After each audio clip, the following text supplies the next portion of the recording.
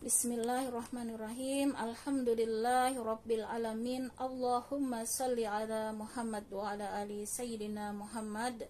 Asyhadu an la ilaha illallah wa asyhadu anna Muhammadar Rasulullah.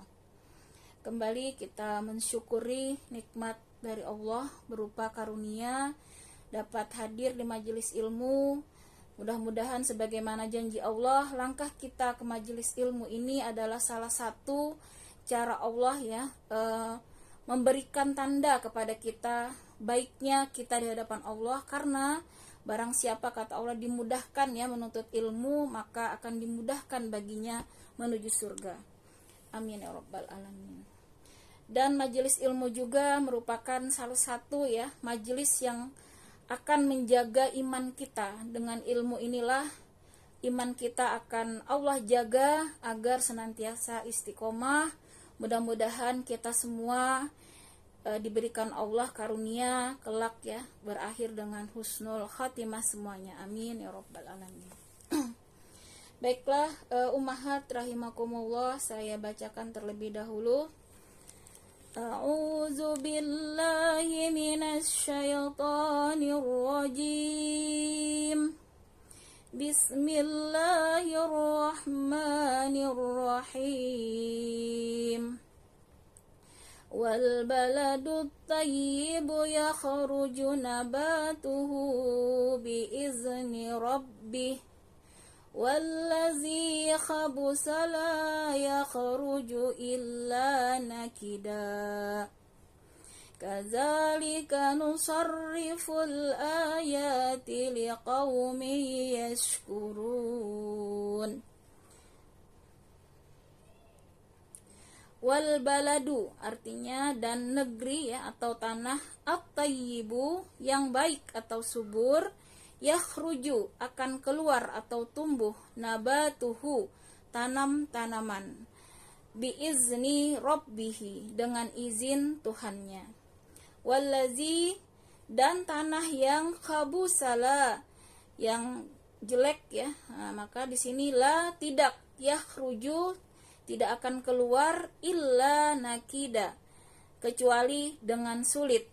Kadzalika seperti demikianlah, nusarrifu kami jelaskan berulang-ulang, al-ayati ayat-ayat atau tanda-tanda kekuasaan kami, liqaumin untuk kaum, yashkurun mereka bersyukur. Nah, jadi pada ayat ini artinya dan tanah yang baik tanaman-tanamannya tumbuh subur dengan izin Tuhan, dan tanah yang buruk tanaman-tanamannya tumbuh merana. Demikianlah kami menjelaskan berulang-ulang tanda-tanda kebesaran kami bagi orang-orang yang bersyukur. Nah, di dalam tafsir dijelaskan diantaranya tafsir Ibnu Katsir dan juga tafsir Fi Zilalil Quran, serta yang saya jadikan rujukan tafsir As-Sa'di dan juga Al-Quran Tadabbur. Nah, berdasarkan rangkuman dari beberapa tafsir yang saya pelajari, bahwa ayat ini adalah Allah memberikan perumpamaan bagi iman. Nah, bagi iman ataupun bagi hati-hati manusia. Nah, jadi hati manusia di dalam ayat ini diumpamakan seperti tanah. Nah, jadi diibaratkan hati kita itu seperti tanah.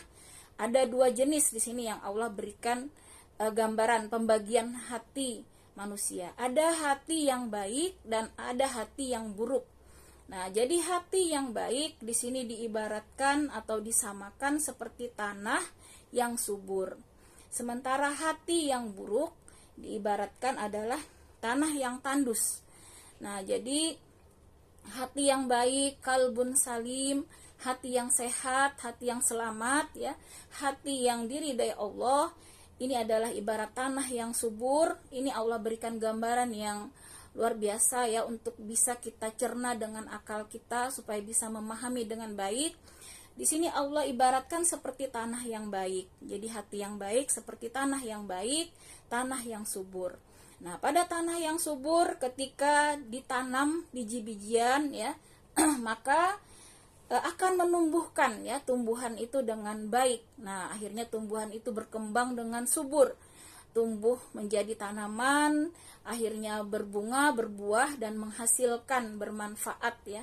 Nah, itu ibarat hati yang baik. Sebaliknya, hati yang buruk di sini diibaratkan adalah tanah yang tandus. Tanah yang tandus, yang miskin unsur hara ya. Maka ketika ditanami, tanah ini tidak bisa menumbuhkan tanaman. Kalaupun tumbuh, maka tanaman itu akan merana, di sini digambarkan ya. Artinya tanaman itu tidak subur dan bahkan bisa mati dan tidak berbuah, tidak menghasilkan dan tidak bermanfaat. Nah, inilah Allah memberikan pilihan kepada kita. Kita mau memilih hati kita seperti apa, maka disinilah Allah gambarkan. Ketika hati kita mau mengejar, mau nerima hidayah Allah, khususnya adalah Al-Quran maupun sunnah ya, hadis-hadis Rasulullah, maka Allah akan tumbuh suburkan iman kita. Dari iman yang subur inilah akan berbuah amal-amal kebajikan. Karena orang yang imannya sehat, kalbunnya salim, imannya yang subur inilah yang dia punya kekuatan dari Allah untuk dapat melakukan ketaatan-ketaatan maupun melakukan berbagai macam kebajikan. Sehingga hidupnya menjadi orang yang bermanfaat bagi dirinya sendiri maupun bagi orang lain. Nah, mudah-mudahan dengan ayat ini kita bisa menguatkan diri kita untuk meyakini janji Allah. Kalau kita terus memupuk iman kita, maka Allah janjikan dari iman yang sehat inilah akan memunculkan semangat, motivasi, kemudian kekuatan dari Allah, pertolongan dari Allah, hidayah, taufik dan inayahnya untuk senantiasa melakukan amal kebajikan. Sebaliknya kita harus waspada dengan perumpamaan yang kedua, yaitu hati yang buruk. Nah, di dalam tafsir juga diibaratkan bahkan tanah yang tandus ini seperti tanah yang ada bebatuan ya, maka ketika ada air di situ dia hanya lewat saja. Jadi ada ilmu itu tidak meresap. Nah, jadi lewat dan di sini tidak akan menumbuhkan tadi tanaman ya karena tandus. Nah, itulah ibarat hati yang buruk. Ketika dia mendengar ayat-ayat Allah, maka sedikit pun dia tidak tersentuh ya, bahkan dia menutup diri. Nah, jadi hati-hati kalau kita sengaja menutup diri dari mendengarkan ilmu Allah, dari ke majelis ilmu, apalagi menjauhkan diri dari Al-Quran maupun sunnah. Maka Allah ibaratkan hati itu nanti seperti tanaman yang tandus, tidak akan memunculkan motivasi untuk berbuat kebajikan. Akhirnya malas, akan diiringi kemalasan-kemalasan yang berakibat justru menarik pada kemaksiatan. Karena ketika hati sakit, itu akan mudah sekali tergoda untuk bermaksiat. Maksiat mata, maksiat telinga, maksiat mulut, maksiat seluruh anggota tubuh. Nah, itulah gambarannya. Karena orang yang hatinya ini tadi buruk ya, yang senantiasa menutup diri dari hidayah Allah, senantiasa berpaling dari ayat-ayat Allah, menjauhi majelis-majelis ilmu dengan berbagai alasan dunia. Nanti saja ngaji kalau udah pensiun, nanti ngaji kalau sudah nggak sibuk, nih masih sibuk, anak masih kecil, masih banyak urusan. Padahal kita hidup sama ya 24 jam. Jangan dikira kalau kita yang ngaji itu tidak sibuk. Karena ulama-ulama dulu pun mereka punya waktu yang sama 24 jam sehari. Tapi Masya Allah, dengan umur yang hanya 40 tahun ya misalnya, ulama itu bisa menghasilkan ribuan hadis, ribuan buku-buku yang saat ini bisa kita rasakan ya, manfaat ilmunya luar biasa berupa amal jariah. Ribuan tahun yang lalu, ratusan tahun yang lalu masih bisa orang mempelajari ilmu-ilmu ini. Seperti kita lihat tafsir ya Ibnu Katsir, kemudian juga misalnya Riyadhus Shalihin ya, kitab-kitab hadis. Nah, saat ini kita bisa memahami Al-Quran karena mereka senantiasa menuntut ilmu dengan semangat dan membagikannya ya, ilmu ini dengan menulisnya, sehingga sampailah kepada kita umat akhir zaman. Karena itu janganlah alasan dunia ini menjadikan kita, membuat hati kita seperti tanah yang tandus. Alasan-alasan dunia itu tidak akan pernah habis. Padahal sudah sangat jelas Allah ciptakan kita, wa ma khalaqtul jinna wal insa illa liya'budun. Allah itu menciptakan kita, kata Allah, tidak aku ciptakan jin dan manusia kecuali untuk beribadah kepadaku. Jadi harusnya dunia ini mendukung ibadah kita, jangan sebaliknya. Justru dunialah yang kita utamakan. Nah, karena di akhir-akhir ini kita melihat memang fenomena hampir ya mayoritas manusia yang hidup pada zaman ini banyak yang hubud dunia, banyak yang sudah lebih cinta dunia bahkan lupa akhirat. Mereka sibuk dengan berlomba-lomba memperbanyak harta ya, kemudian berbangga-bangga dan lain-lain. Nah, kita bisa lihat ya fenomena medsos yang disajikan hari-hari ya, fenomena berbangga dengan harta, dengan kekayaan dan segala macam. Maka inilah Al-Quran menjadi benteng kita. Nah, dengan kita senantiasa berinteraksi, bertadabur Al-Quran untuk menuntut ilmu, memahami Al-Quran, mudah-mudahan Allah menjaga kita ya yang hidup di akhir zaman ini.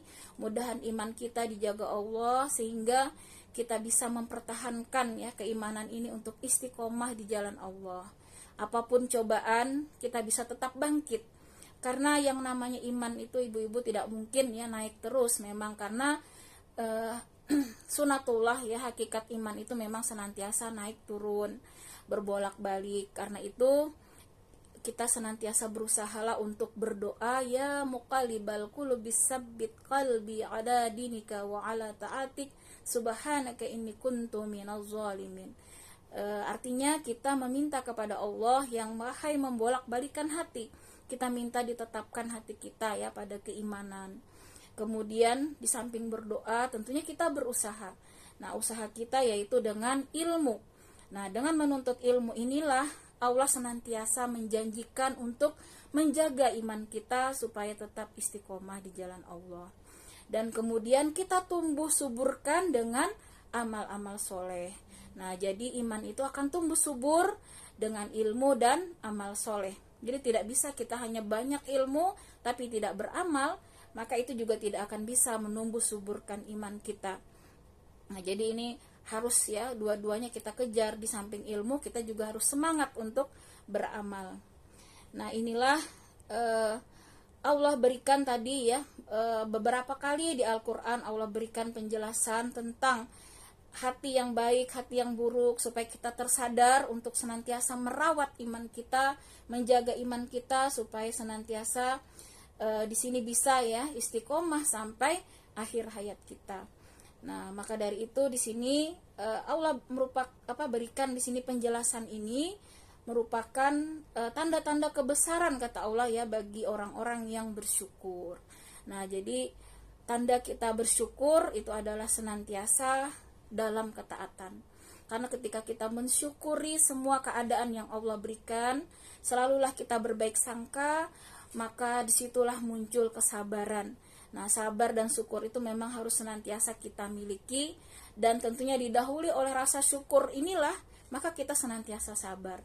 Ketika kita bersyukur dengan apapun takdir Allah, kita senantiasa berprasangka baik, maka akan muncullah kesabaran yang besar. Karena pada hakikatnya Allah itu maha baik, Allah maha rahman, maha rahim, maha penyayang. Semua takdir Allah itu adalah baik ketika kita selalu berprasangka baik kepada Allah. Maka ketika kita diuji dengan sakit, dengan musibah, dengan apapun keburukan ataupun itu menurut kita ya. Nah, padahal di sisi Allah belum tentu yang buruk menurut kita itu buruk di sisi Allah, karena kita harus yakin semua takdir Allah itu sebenarnya baik. Hanya saja kita yang kadang belum menemukan hikmahnya. Nah, ketika kita senantiasa ikhlas, ridho dengan semua takdir Allah, kita berbaik sangka, maka semua kesedihan kita, semua rasa sakit kita itu akan Allah balas dengan bergugurannya seluruh dosa-dosa kita, dan Allah ganti dengan pahala yang berlipat ganda. Nah, karena itu mudah-mudahan dengan kita istiqomah ya di majelis ilmu ini, kita bisa kuat ketika menerima ujian apapun. Kita ingat bahwa yang memberikan kita ujian ini adalah Allah yang maha rahman, maha rahim. Tidak mungkin Allah menzalimi kita, dan Allah sudah mengukur bahwa ujian ini memang kita akan sanggup melewatinya dengan pertolongan Allah. Nah, kemudian kita lihat ayat selanjutnya. Nah, di sini Allah memberikan kisah-kisah ya para rasul supaya kita ini diberikan ketabahan. Karena sejarah manusia itu senantiasa berulang. Kita akan melihat kembali beberapa kejadian-kejadian yang juga telah dialami oleh kaum-kaum terdahulu. Nah, dari sinilah dengan cerita yang tentunya cerita ini nyata ya, karena Allah sendiri yang mengabarkan kepada kita, maka inilah salah satu untuk menguatkan iman kita dengan melihat orang-orang terdahulu yang sudah mengalami berbagai ujian, cobaan, namun mereka tetap istiqomah, tetap taat, tidak sedikit pun berpaling dari Allah, maka kesudahan yang baiklah yang mereka terima dari Allah Subhanahu wa taala. Nah, sekarang kita melihat di sini kisah beberapa nabi. Yang pertama di sini adalah kisah Nabi Nuh, kemudian nanti ada kisah Nabi Hud alaihissalam. Kita baca dulu ayat 59. Laqad arsalna Nuhan ila qaumihi faqala ya qaumi ibudullah Ya qaumi ibudullaha ma lakum min ilahin ghairuh inni akhafu alaikum azaba yaumin azim. Laqad sungguh arsalna telah kami utus Nuhan Nabi Nuh ila kepada qaumihi kaumnya. Faqala lalu dia berkata, ya qaumi wahai kaumku, i'budullaha kalian sembahlah Allah, malakum tidak ada bagi kalian, min ilahin dari Tuhan ghairuhu selain dia. Ini sesungguhnya aku akhafu aku takut alaikum atas kalian azaba siksaan yaumin hari azimin yang agung. Nah, di sini Allah berfirman, sungguh kami benar-benar telah mengutus Nuh kepada kaumnya. Lalu dia berkata, wahai kaumku, sembahlah Allah, tidak ada Tuhan sembahan bagimu selain Dia. Sesungguhnya aku takut kamu akan ditimpa azab pada hari yang dahsyat, yaitu hari kiamat. Nah, di sini menurut tafsir dijelaskan bahwa seluruh nabi yang Allah utus, mulai dari Nabi Adam sampai Nabi Muhammad, mereka semua mengajarkan seruan yang sama, yaitu wahai kaumku, sembahlah Allah, tidak ada Tuhan sembahan bagimu selain Dia. Nah, jadi inti ajaran para rasul semuanya sama, yaitu ajaran tauhid, ajaran untuk mengesahkan Allah. Namun Allah berikan pergantian sesuai zamannya ya. Jadi mereka diturunkan dengan syariat dengan perintah yang sama, yaitu hanya mengesahkan Allah, hanya menyembah kepada Allah. Nah, kemudian di sini kita harus yakin bahwa diutusnya para nabi dan rasul ini merupakan salah satu ya bentuk kasih sayang Allah supaya kita hidup di dunia ini tidak tersesat. Nah, dalam tafsir dijelaskan bahwa kita ingat ya bahwa asal kita yaitu Nabi Adam ya, nenek moyang kita yang dulunya ada di surga, kemudian karena tidak mampu ya waktu itu menahan godaan iblis ya untuk akhirnya menuruti bisikan iblis, yaitu memakan buah huldi yang berakibat hanya satu dosa. Kalau kita ketahui ya, satu dosa, tetapi ternyata akibatnya luar biasa ya, kita sampai Nabi Adam sampai diusir ya dari surga. Namun dengan rahmat Allah akhirnya Nabi Adam dan Ibu Hawa sadar ya kesalahan tersebut, segeralah mereka bertobat. Nah, dengan modal pertobatan, kemudian Allah bekali juga dengan pemahaman tauhid ya, keimanan ini, maka kita disuruhlah ya untuk memakmurkan bumi ini, untuk menunjukkan kembali ya kelayakan kita, apakah kita layak nanti pulang kembali ke kampung halaman kita yaitu surga. Nah, karena itu Allah sayang kepada kita ya, karena iblis pun berjanji akan terus menyesatkan Nabi Adam dan keturunannya sampai akhir zaman supaya menjadi temannya di neraka, karena dia ditakdirkan di neraka ya, karena tidak mau dia bertobat. Nah, maka di sini dengan karunia Allah ya, didatangkan para nabi dan rasul, dan sampai akhir zaman Allah senantiasa memberikan petunjuk ya, baik melalui Al-Quran, hadis yang tentunya kita dapatkan ya dari para penerus ya, nabi, para ulama, dan sampai saat ini alhamdulillah kita juga masih diberi Allah kesempatan ya untuk memahami ayat Allah. Ini merupakan karunia dari Allah, bentuk kasih sayang Allah. Allah ingin kita di dunia ini diberikan keselamatan. Karena dunia ini ibarat lautan yang dalam, di situ akan banyak sekali ujian, banyak sekali cobaan. Namun dengan Al-Quran dan Sunnah inilah kita tahu rambu-rambunya ketika berjalan ya, supaya kita tidak tersesat. Nah, kalau kita tidak mau memperhatikan rambu-rambu Allah ini, yaitu Al-Quran dan Sunnah, maka di dunia ini kita akan tersesat ya. Ibarat kita berjalan, akhirnya kita tidak akan sampai nanti ke tempat tujuan. Nah, karena itu kita harus yakin dengan seyakin-yakinnya, karena Allah sudah menjamin bahwa Al-Quran ini akan Allah jaga ya, akan Allah terus jaga dari kesalahan-kesalahan, karena hanya Allah lah yang menjaga dari orang-orang yang berusaha ya untuk merusak Al-Quran. Ada yang mau merubah ayat-ayat Al-Quran, tapi karena Allah langsung yang menjaga, maka dari ribuan tahun yang lalu, kurang lebih 1400 tahun yang lalu, Rasulullah menerima wahyu, sampai saat ini Al-Quran tetap terjaga. Nah, karena itu kita harus yakin bahwa dengan berpegang teguh kepada Al-Quran dan Sunnah inilah, maka sebagaimana janji Allah, ketika di akhir zaman ini banyak sekali yang mengatasnamakan Islam, namun kata Allah semuanya sesat, bahkan lebih dari 70 golongan ya di dalam hadis itu. Hanya satu kata Allah yang selamat, yaitu orang-orang yang tetap berpegang teguh kepada Al-Quran dan Sunnah. Nah, itulah, jadi bukan kelompok A, kelompok B, tapi orang yang sungguh-sungguh mau berpegang teguh kepada Al-Quran dan Sunnah, mengilmui, memahami, dan mengamalkan. Nah, itulah yang Allah jamin akan selamat. Takutlah kata Allah di sini pada azab nanti ya, yang sangat dahsyat di hari kiamat itu.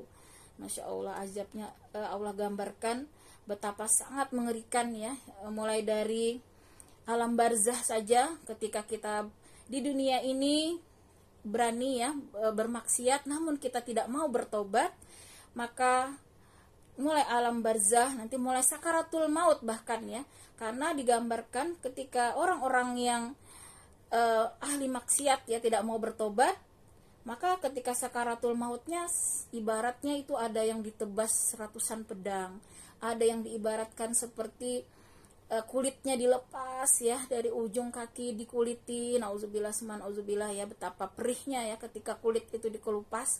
Itulah gambaran sakaratul maut. Nah, bagi orang-orang yang tadi hatinya buruk ya, yang dia di dunia itu tidak mau beriman, beramal soleh, maka kedahsyatan azab Allah ini dimulai alam barzah sampai nanti kemudian ada yaumul ba'ats ya, hari pembangkitan. Nah, kita semua nanti akan dibangkitkan dari kubur, kemudian di situ kita akan berjalan di padang mahsyar.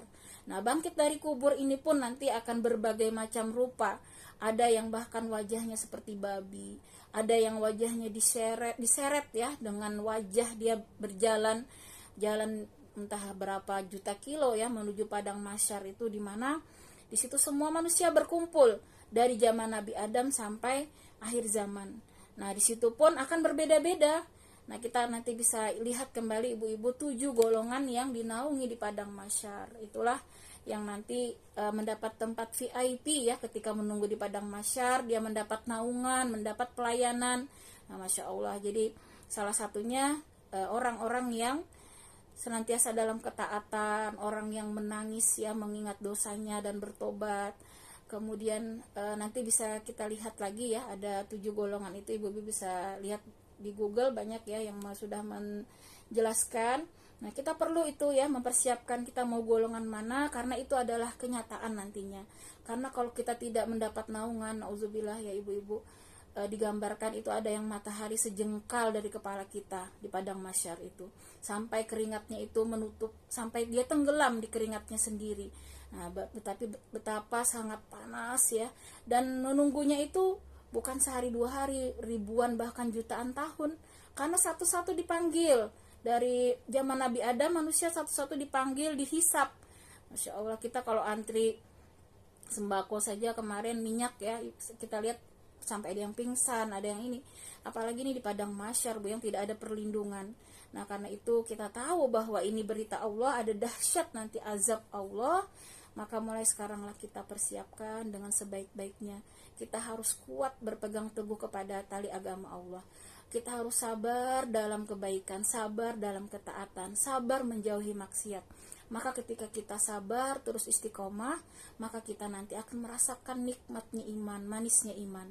Kalau kita sudah merasakan nikmat dan manisnya iman, enaknya ibadah, maka kita justru sedih hati kita ketika kita jauh dari Allah, jauh dari Al-Quran, jauh dari zikir. Nah, kalau selama ini hati kita justru cenderung pada keburukan, maka segeralah kita perbaiki hati kita tadi dengan bertobat ya, kemudian dengan amal-amal soleh. Terus kita dekatkan diri kita kepada Allah. Nah, di sini azab yang dahsyat. Nah, inilah kita harus yakin karena Allah mengabarkan ini di Al-Quran yang sudah dijamin ya kebenarannya. Kemudian di ayat 60, qalal mala'u min qaumihi inna lanaraka fi dhalalin mubin. Qala, telah berkata al-mala'u, para pemimpin atau pemuka, min qaumihi, dari kaumnya, inna, sungguh kami, lanaraka, kami benar-benar melihatmu, fi dhalalin, dalam kesesatan, mubin, yang nyata atau jelas. Nah, jadi di sini Allah gambarkan pemuka-pemuka kaumnya berkata, sesungguhnya kami memandang kamu benar-benar berada dalam kesesatan yang nyata. Nah, jadi di sini Allah jelaskan bahwa memang selalu ada ketika ada nabi dan rasul, maka pasti ada juga kaumnya yang mendustakan. Dan yang mendustakan ini justru para pemuka-pemuka kaumnya, pemimpin-pemimpin kaumnya yang tentunya memiliki kedudukan, jabatan ya. Nah, makanya kita tidak heran sekarang kita melihat banyak justru yang mendustakan ya kebaikan, kebenaran itu justru dari kalangan para pemimpin ya, pemimpin yang zalim. Nah, di sini Allah berikan gambaran seperti itulah dahulu Nabi Nuh, kemudian juga Nabi Muhammad ya, kita melihat sendiri bahwa pemuka-pemuka Quraisy ya ketika zaman Nabi Muhammad mereka lah yang mendustakan.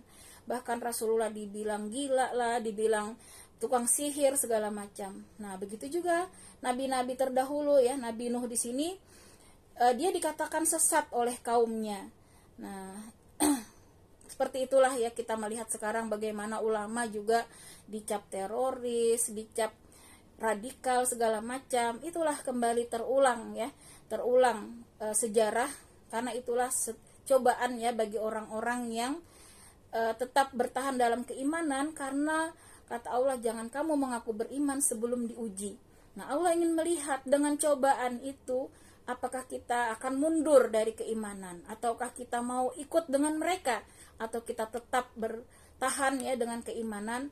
Maka itulah yang selamat, yang tetap istiqomah walaupun ujian itu bahkan mengancam nyawa kita sekalipun. Nah, kita melihat ya bahkan ada beberapa rasul yang dibunuhkan ya oleh kaumnya sendiri.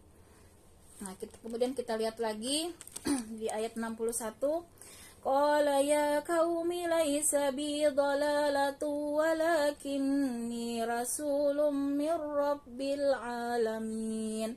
Qala, ia berkata, ya qaumi, wahai kaumku, laisa, tidak ada, bi, padaku, dhalalah, kesesatan, walakinni, akan tetapi aku rasulun, seorang utusan, min, dari Rabbi, dari Tuhan, al-alamin, seluruh alam. Nah, maka di sini Nabi Nuh menjawab, wahai kaumku, aku tidak sesat, tetapi aku ini seorang rasul dan Tuhan seluruh alam. Nah, jadi kita harus mengikuti para nabi dan rasul yang tetap tegar ya, tetap kuat di jalan Allah, dan kita sampaikan bahwa kita inilah yang berada di jalan yang benar karena jalan yang ditunjuki oleh Allah dan Rasulnya, dan kita harus berpegang teguh sampai akhir hayat kita. Begitu juga kita harus bekali anak-anak kita yang saat ini tantangannya tidak mudah ya ibu-ibu, sangat berat ya, walaupun tidak secara fisik, tapi kita bisa lihat ya tantangan itu dari pikiran anak-anak kita yang diserang ya dengan gadget ya, dengan medsos ya, konten-konten yang hampir seluruhnya itu ya banyak yang negatif ya kalau di konten anak-anak itu ya. Jadi dengan doa-doa kita, dengan kesabaran kita senantiasa membimbing anak-anak kita untuk lurus di jalan Allah, semoga Allah memberikan anak-anak kita ya jadi anak-anak yang soleh. Jadi kita bacalah ibu-ibu setiap sholat, kita amalkan Al-Furqan ya ayat 74, Allahumma Rabbana hablana min azwajina wa zurriyatina qurrata a'yuni waj'alna lil muttaqina imama. Kemudian kita juga baca doa Nabi Ibrahim, Rabbi habli minas solihin. Nah, kita baca itu setelah sholat ya, mudah-mudahan setidaknya anak-anak kita masih bisa ya selamat di zaman tantangan yang sangat berat ini. Kalau tanpa pertolongan Allah, kita tidak akan bisa menjaga anak kita 24 jam ya ibu-ibu. Karena walaupun di rumah, dia di kamar, dikunci, kita nggak tahu dia mengakses apa misalnya ya. Tapi dengan pertolongan Allah, dengan doa-doa kita, karena doa ibu itu luar biasa ya ibu-ibu, sangat doa yang makbul itu diantaranya adalah doa orang tua kepada anaknya. Karena itu kita harus senantiasa mendoakan anak-anak kita untuk menjadi anak-anak yang soleh, anak-anak yang bertakwa. Pada mereka lah kita berharap ya, mudah-mudahan umat Islam ini nanti membaik ya dengan kesungguhan kita untuk tetap menjadi ibu-ibu yang soleh ya, supaya pertolongan Allah itu senantiasa Allah curahkan ya kepada kita dan keluarga kita tentunya. Selanjutnya ayat 62, Uballighukum risalati rabbi wa ansahu lakum wa a'lamu minallahi ma la ta'lamun. Saya percepat mungkin ya karena waktu. Kini kita bacakan artinya, yang artinya di sini, aku menyampaikan kepadamu amanat Tuhanku, memberi nasihat kepadamu, dan aku mengetahui dari Allah apa yang tidak kamu ketahui. Nah, jadi di sini para rasul, khususnya di sini Nabi Nuh meyakinkan ya, ini juga kepada kita artinya bahwa yang disampaikan ini tadi ya tentang kebenaran bahwa Allah itulah Tuhan kita, kepada Allah lah kita menyembah, kita mengikuti syariat Rasulullah yang dijamin dari Allah langsung, maka ini adalah nasihat yang benar ya, karena mereka sedikit pun ya tidak meminta balasan dari kita. Nah, mereka hanya berharap kepada ridha Allah, dan itulah bukti sayangnya mereka ya, khususnya Rasulullah, betapa beliau cinta kepada kita. Beliau sedihnya itu bukan karena yang lain-lain, yang beliau sedihkan di akhir hayatnya, ummati, ummati. Beliau memikirkan kita ini yang hidup di akhir zaman. Beliau ingin kita semuanya itu selamat ya, terbebas tadi dari azab yang sangat dahsyat tadi. Nah, karena itu maka nasihat ya dari Al-Qur'an, dari hadis ya, maka di sini kita harus yakini itu adalah yang terbaik untuk kehidupan kita, baik di dunia maupun di akhirat. Nah, maka katanya di sini tadi ya kami sampaikan, ini adalah amanah Tuhanku. Nah, jadi mereka menyampaikan ini karena memang mendapat amanah dari Allah. Nah, supaya kita mengetahui ya apa yang tidak kita ketahui selama ini. Nah, dengan Al-Quran ini, dengan hadis, dengan sunnah, dengan kita belajar inilah, maka kita tahu petunjuk yang senantiasa membimbing kita pada jalan yang lurus.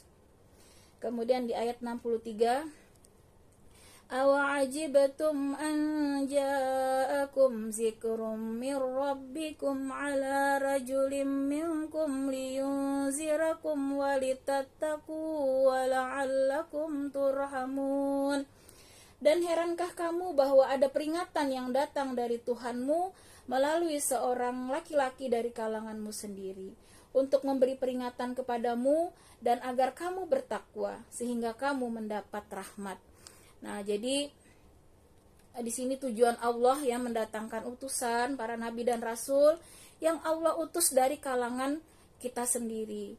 Nah, dari bangsa manusia, dari orang yang ada di dekat kita ya, karena Rasulullah ya, begitu juga nabi dan rasul itu Allah utus dari kaumnya itu sendiri, bukan dari malaikat ya, bukan dari orang negara lain, tapi dari orang yang sehari-hari hidup bersama mereka, bersama kaumnya. Nah, dan tentunya orang ini dikenal yang terbaik ya, seperti kita ingat Rasulullah dari kecil saja beliau sudah dari belum diutus ya menjadi rasul, beliau sudah terkenal dengan akhlak yang mulia, yaitu al-amin ya, orang yang jujur, yang amanah ya. Maka di sini kata Allah, orang ini diutus dari kalanganmu sendiri supaya kita mengenal ya. Nah, artinya supaya kita ini di sini mau ya mengikuti apa yang diperintahkan dari Allah. Tiada lain tujuannya adalah kita bertakwa. Nah, jadi tidak ada lain tujuan ya. Ilmu yang kita pelajari ini endingnya ya, yang diharapkan dari Allah dengan kita terus mengkaji Islam, mengkaji Al-Quran. Allah inginkan kita menjadi manusia bertakwa. Karena di sisi Allah derajat tertinggi ya, manusia yang paling tinggi derajatnya di sisi Allah, yang tinggi kedudukannya, itu bukan yang paling banyak hartanya, bukan yang paling cantik ya, ataupun yang paling sukses, tapi adalah orang yang paling bertakwa. Nah, itulah tujuan kita ya untuk belajar ini, harusnya lebih meningkatkan keimanan dan ketakwaan kita. Nah, kalau sampai kita ngaji tapi belum berubah, berarti kita harus ya banyak-banyak terus bertobat ya. Mungkin ada dosa-dosa kita yang lalai kita tobati sehingga menghalangi kita untuk melakukan ketakwaan.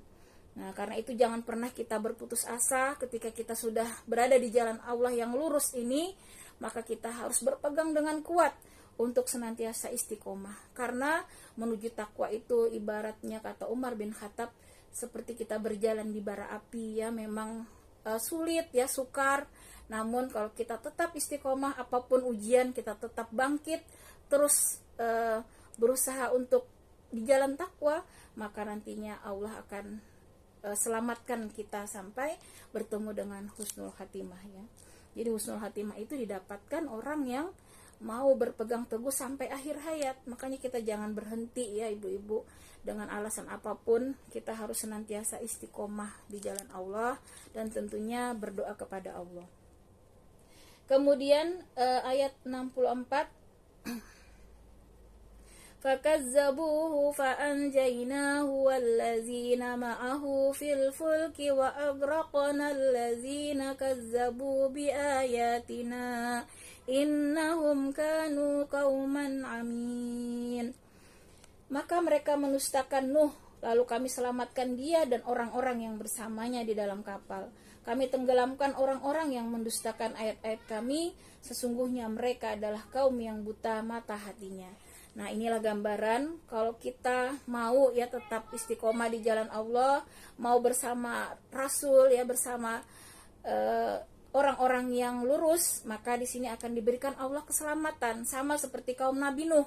Nah, orang-orang yang mau mengikuti beriman ya, maka diselamatkan ya dalam kapal. Sementara anaknya sendiri ya, Kan'an, yang tidak mau beriman, maka dia ditenggelamkan ya bersama banjir besar ketika itu. Nah, jadi hati-hati sekali ya, karena iman itu tidak mengenal ya, walaupun anak sendiri, kalau memang dia tidak mau beriman, maka kata Allah, dia bukan lagi keluargamu. Nah, tapi kita tentunya berupaya maksimal dulu ya ibu-ibu untuk memohon kepada Allah supaya tadi Robbi habli minas sholihin, mudah-mudahan anak-anak kita termasuk ya golongan orang-orang yang soleh kelak. Amin. Selanjutnya kisah Nabi Hud. Nah, di sini sedikit lagi ya ibu-ibu. Ini kembali Allah berikan gambaran ya, kaum Ad ya. Kaum Ad ini adalah kaum yang diutus kepada mereka adalah Nabi Hud. Wa ila 'adin akhahum huda qala ya qaumi ibudullaha ma lakum min ilahin ghairuh afala tattaqun. Dan kepada kaum Ad kami utus Hud, saudara mereka. Dia berkata, wahai kaumku, sembahlah Allah, tidak ada Tuhan sembahan bagimu selain Dia. Maka mengapa kamu tidak bertakwa?